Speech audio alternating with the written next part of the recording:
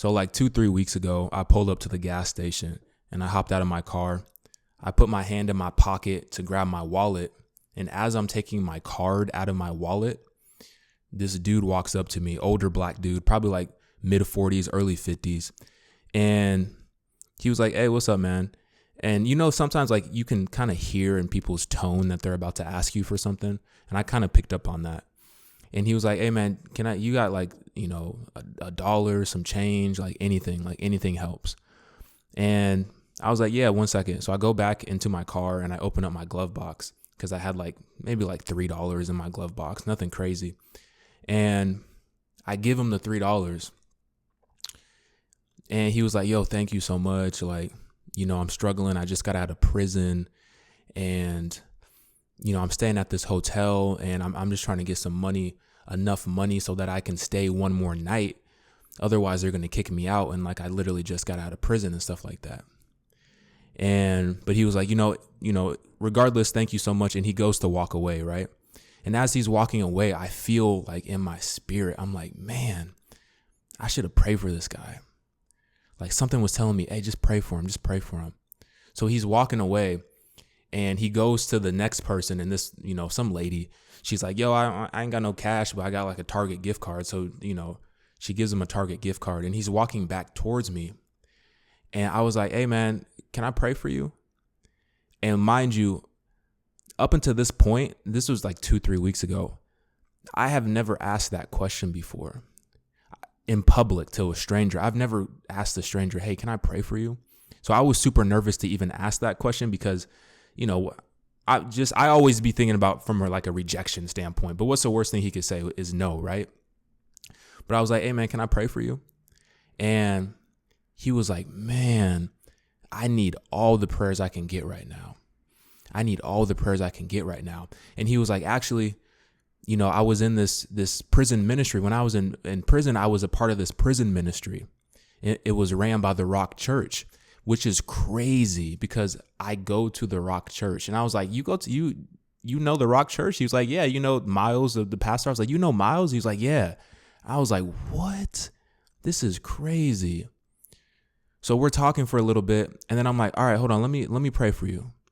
And like at this point, the gas station is starting to fill up and people are like watching us. And I close my eyes, I put my hand on his shoulder and I just start praying for him. And the craziest thing is like, I don't know what happened in that moment, but it just seemed like it was literally just me and him and nothing else in the world was even like existing. And when we were done, I looked around and like everyone was kind of like staring at us. And I was like, "All right." And then he was like, "Yo, can I ask you for something else?" And I was like, "What's up, man? What do you need? What do you actually need?" And he's like, "Man, I just need like $40 more because I'm literally just $40 more short and then I'm straight." And I'm like, "All right, come inside with me because I got to pull some cash out." So we go inside, we go to the ATM. I put my card into the ATM, put my PIN number. I pull out like $45 and I give him $45. And he was like, "Man, thank you so much. Thank you so much." And I was like, "Yeah, no problem, man. Just know that, God's got you and, God bless you." And then I walked out, I pumped my gas, I got back in my car. And as I'm in my car, that feeling when you like just get out of church and you have that like that feeling that you have like your armor on, like you're just in the spirit. You just feel it. You just have like a different like glow. I had that feeling when I was in my car and I was like almost in tears. It was really weird. I was almost in tears. I felt like God had just answered my prayers in that very moment. In that very moment, I felt like God had answered my prayers in that very moment, which is so weird because I was praying for somebody else. But the crazy part is I drive home, right? And at this point in time, mind you, I think maybe like 3 weeks prior, I had quit my job because I'm trying to do this ministry full time. So I quit my job. So I'm sitting at like maybe 50,000 followers on TikTok, probably had like 800 subscribers on YouTube at this point. This was just a few weeks ago. And the next 2 or 3 videos that I posted on TikTok all got 1 million, 2 million views. The first time I've ever got 1 million views on TikTok. The first one I posted got like 2.5. The next one got like 1.5 and then 1.5. Like just back to back to back. Literally from that point, I went from 50,000 subscribers or followers on TikTok to about 125,000 in the course of like a week, all spanning after this situation had happened at the gas station. Not only that, but my YouTube subscribers went from like 900 or something to like 10,000.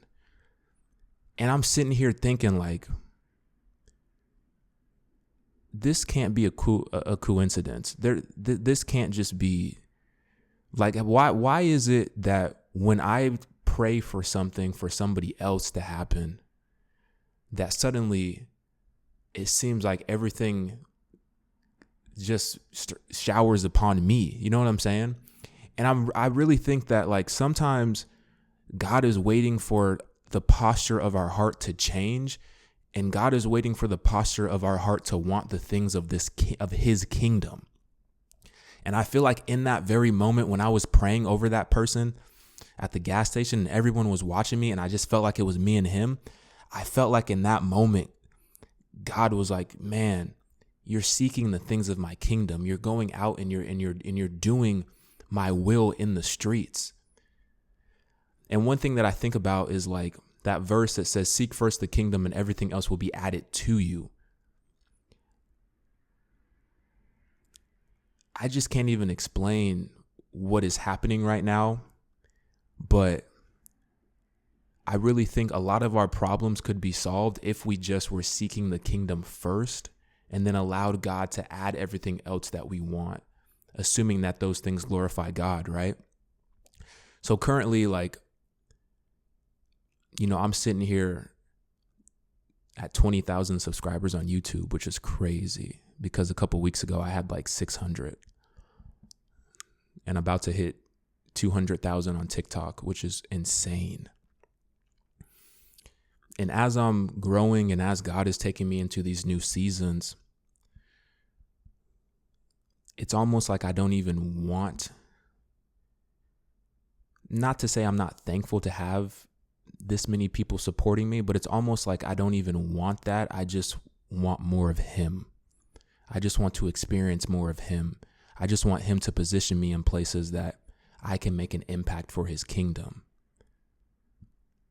And I think once we get to that heart posture, it's easier for God to bless us and it's easier for God to give us the things that we desire. So I just wanted to encourage a lot of y'all that, you know, God hears your prayers. He wants to bless you. He has already blessed you. That blessing that you're waiting on, it's in the work. There's a miracle in the works, but sometimes we have to position our heart in a place that's ready to receive it. So let me know what y'all think. Subscribe. Thank y'all for 20K. I'm out.